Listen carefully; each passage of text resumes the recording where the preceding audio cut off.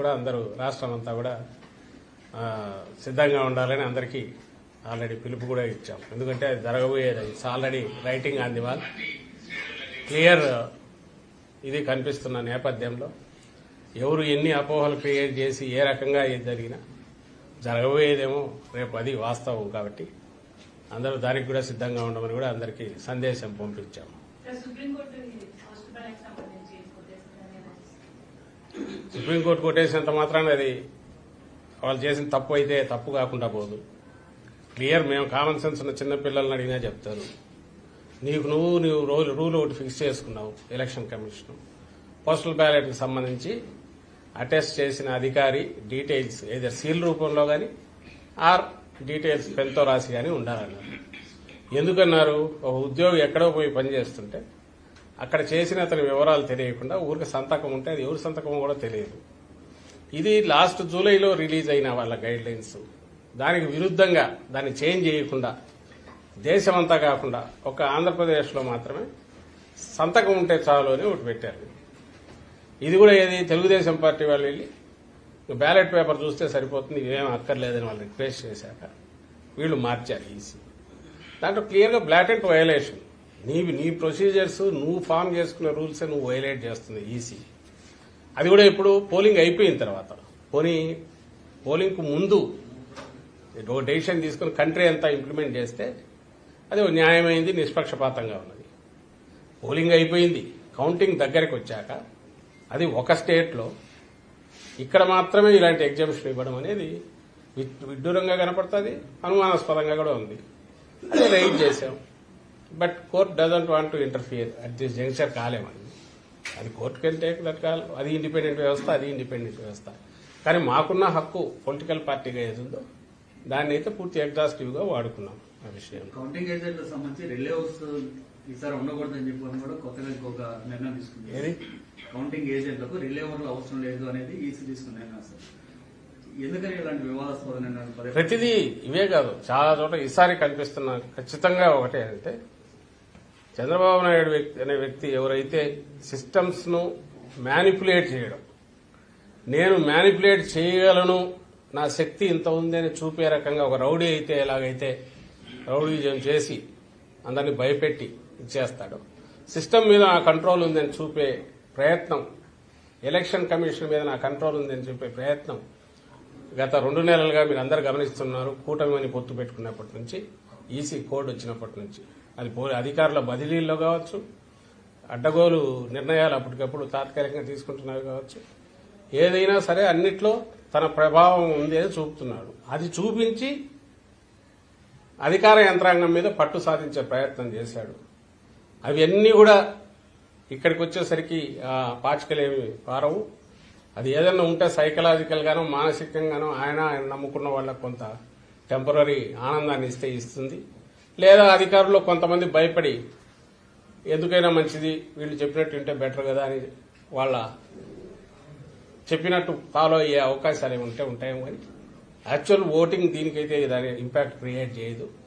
కానీ ఆయన నేచర్ ఏది ఉందో అది ఈసారి కూడా చూపించాడు చంద్రబాబు నాయుడు. బీజేపీతో పొత్తు పెట్టుకున్నాక తర్వాత ఇమ్మీడియట్ ఎన్నికల కమిషన్ మీద తన పట్టు బిగించడం, ఎన్నికల కమిషన్ కూడా అలాగే ఆయన ఎలాంటి ప్రెజర్ తెచ్చినా వాటన్నిటికీ తలొగ్గడం కూడా ఈసారి ప్రత్యేకంగా కనిపిస్తోంది. బహుశా వాళ్ళ నేషనల్ స్ట్రాటజీ, బీజేపీ నేషనల్ దీనిలో పార్ట్గా సౌత్ లో 4 సీట్లు ఎక్కువ వచ్చినట్టు చూపించుకునే ప్రయత్నంలో భాగంగా ఈ సైకలాజికల్ ఇది క్రియేట్ చేశారేమో అని అనిపిస్తుంది. సోషల్ మీడియాలో కొంతమంది రెచ్చగొట్టే వ్యాఖ్యలు చేస్తున్నారు. మీ పార్టీ కార్యకర్తలకు రేపటి కోసం ఎలాంటి సూచనలు? ఏం చేయగలరు? వాళ్ళు ఏం చేస్తారు? ఇంత బలమైన పార్టీ వాళ్ళు ఏదో దాని ఏమంటాం మానసిక ఆనందం కోసము, ఆత్మతృప్తి కోసము సోషల్ మీడియాలో 4 వార్నింగ్లు ఇస్తే ఏదో అంటారు. ఇది ఉడత చప్పుళ్లకు బెదిరే వాళ్ళు ఎవరు ఉంటారు ఇక్కడ? దాని గురించి పెద్ద లెక్కలేకేసుకోవాల్సిన అవసరం లేదు. బట్ ఓవరాల్ నేనైతే వీఆర్ వెరీ కంఫర్టబుల్. మళ్ళీ చెప్తున్నాం, బ్రహ్మాండమైన మెజార్టీతో రేపు మళ్ళీ జగన్మోహన్ రెడ్డి గారు రెండోసారి ప్రమాణ స్వీకారం చేయబోతున్నారు అనుకున్నట్టు.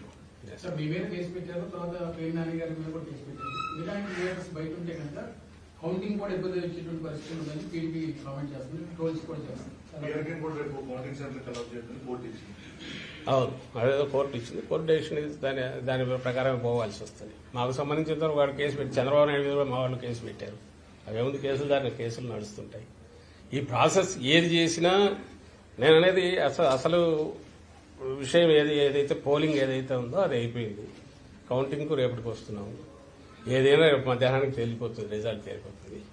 ఒకవేళ గతంలో మేము ప్రతిపక్షంలో ఉన్నప్పుడు ఎట్లా బిహేవ్ చేశాము, వ్యవహరించాము, అధికారంలో ఉన్నప్పుడు కూడా అలాగే వ్యవహరించాము. చంద్రబాబు నాయుడు అధికారంలో ఉన్నప్పుడు ఎంత దుందుడుగా బిహేవ్ చేసేవాడు, ప్రతిపక్షంలో ఉన్నప్పుడు కూడా అలాగే దుందుడుగా బిహేవ్ చేస్తున్నాడు. ఆ రోజు సీఈఓ మీద అటాక్ చేశాడు. ఈ రోజు ఎన్నికల కమిషన్ ద్వారా ఇంకో రకంగా అధికార యంత్రాంగం మీద పట్టు బిగించి ఆ రకంగా అటాక్ చేస్తున్నాడు. ఆయనకన్నా అలవాటు అది. మా నాయకుడికి కానీ మా పార్టీకి కానీ సంయమనంతో ఉండడము, రూల్స్ను ఫాలో కావడం ఇదే అలవాటు. అంత మాత్రాన వీఆర్ నాట్ వీక్. అలాంటివి ఎవడన్నా వచ్చి చిన్న పార్టీ దిగాగానే పుట్టి 10 ఏళ్ళు కాగానే ఇంత బలమైన పార్టీ అయిన వైఎస్ఆర్ కాంగ్రెస్ పార్టీ ఇలాంటి ఉడత చప్పులకు బెదిరేదే ఉంటుంది, బెదరదు అలాంటి వాటికి.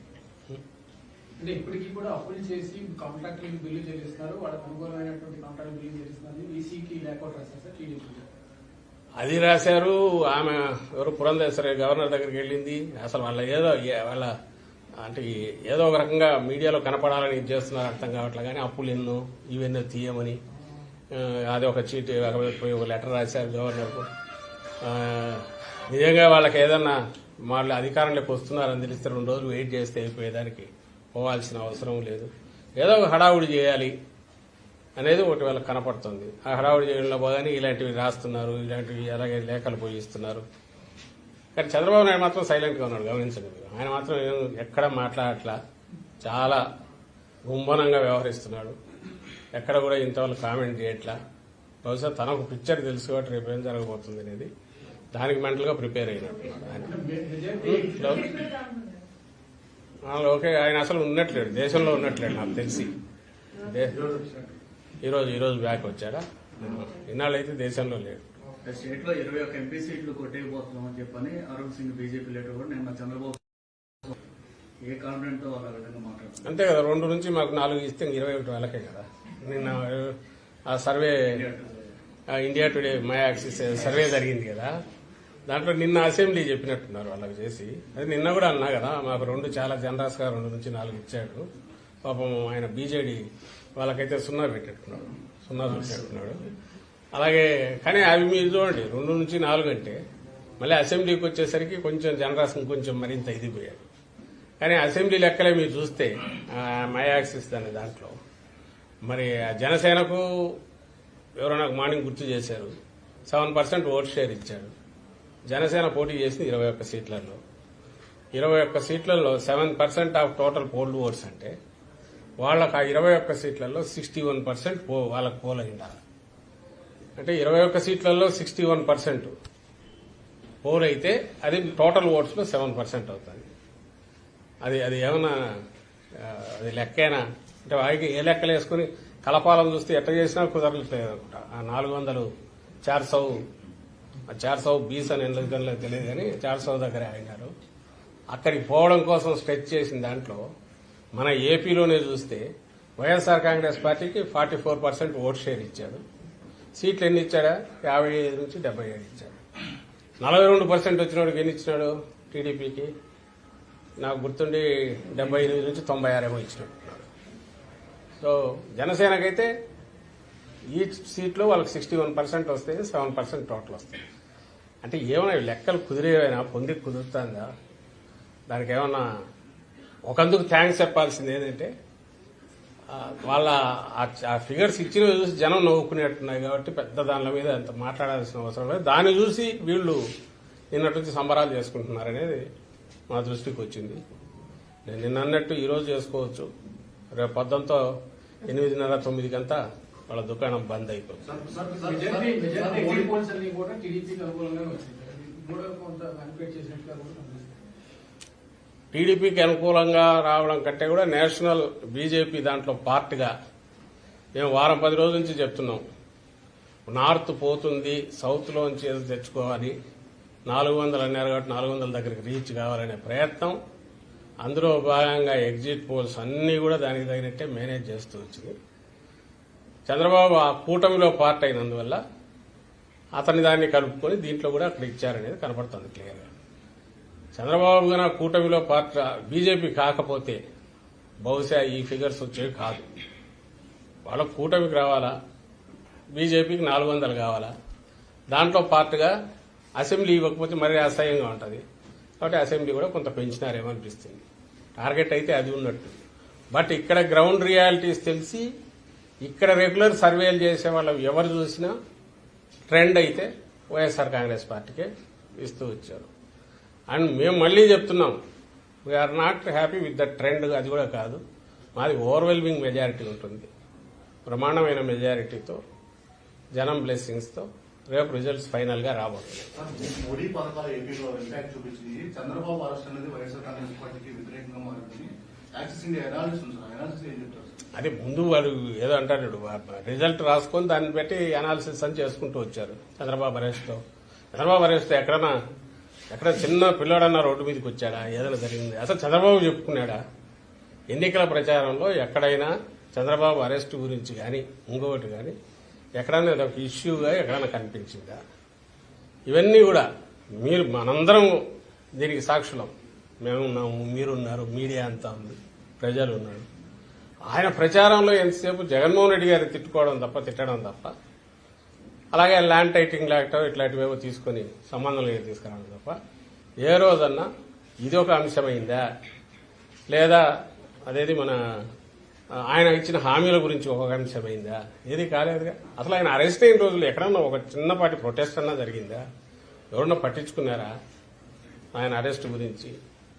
అదే రెండవది, అది సిస్టమ్ చేసిన అరెస్టు, కోర్టు విధించిన రిమాండ్, దానికి సంబంధించి ఎందుకు అవుతుంది? ప్రజలు దీన్ని ఎందుకు చూపిస్తే ఆయన బయటికి రాగానే నీరాజనాలు పట్టిండాలి. ఎక్కడ పెట్టారు?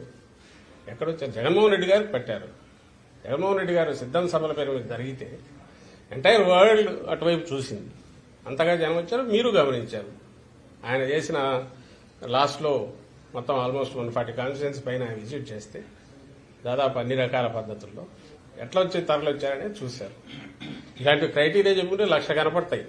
ఎందుకు జగన్మోహన్ రెడ్డి గారి పట్ల ప్రజలు సానుకూలంగా ఉన్నారు, వైఎస్ఆర్ కాంగ్రెస్ పార్టీ పట్ల అని చెప్పడానికి ఒక 100 ఇవి కనిపిస్తాయి.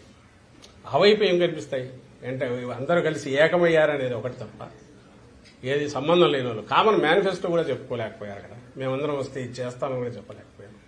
మరి జనం ఎందుకు వాళ్ళకి అంతగా ఇది పడతారు? ఎక్సెప్ట్ వాళ్ళు తయారు చేసుకున్న వండుకున్న ఎగ్జిట్ సర్వేలో తప్ప వేరే రకంగా అది కనపడేది కూడా కాదు. అది చేసిన